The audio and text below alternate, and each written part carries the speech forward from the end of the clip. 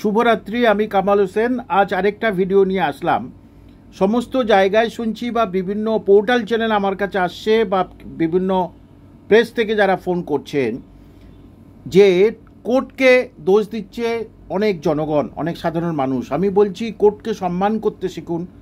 এখন ভারতবর্ষে এবং পশ্চিমবঙ্গে এই কোর্ট ছিল বলে কিন্তু এই দুর্নীতিটা ধরা পড়লো। এটা কিন্তু আপনাদের ভাবতে হবে।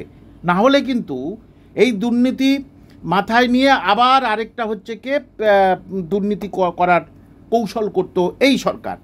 যে সুতরাং দেখুন 2009 সালে তারা বামপন্নের সময় চাকরি পায়। হাওড়া 2, 24 পরগনা, মালদা, তাদেরকে ইচ্ছাকৃতভাবে এই সরকার কিন্তু চাকরি দেয়নি। কারণ কি বলে, বামফ্রন্টের সময় চাকরি পেয়েছে, 2 নম্বরই করে চাকরি পেয়েছে। কোর্ট কিন্তু 4টে জেলার সবাইকে দিয়ে দিল। আজকের দিয়ে দিল উত্তর 24 পরগনার প্রায় 800।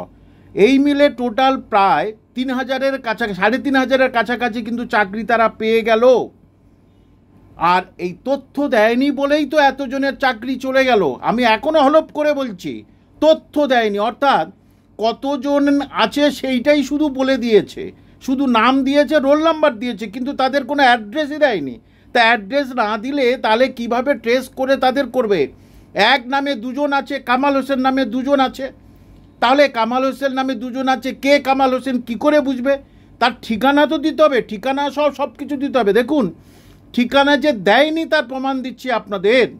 যে তাহলে সিবিআই গতকাল শিক্ষা দপ্তরকে বলে দিল যে আমার কোন স্কুলে 2016 সালে কে চাকরি পেয়েছে তাদের নাম ঠিকানা সহ দিন। কেন দিল? তার মানে কোনো নাম ঠিকানা দেয়নি। যেটা বলছে জনসমক্ষে সেটা কিন্তু ঠিক নয়। মানুষের কাছে জনরোষের জন্য এই কথাটাই বলছে। সুতরাং সুপ্রিম কোর্টের উপর আমরা বিশ্বাস করি, সুপ্রিম কোর্ট সঠিক রায় দেবেন, এটা আমরা নিশ্চিত।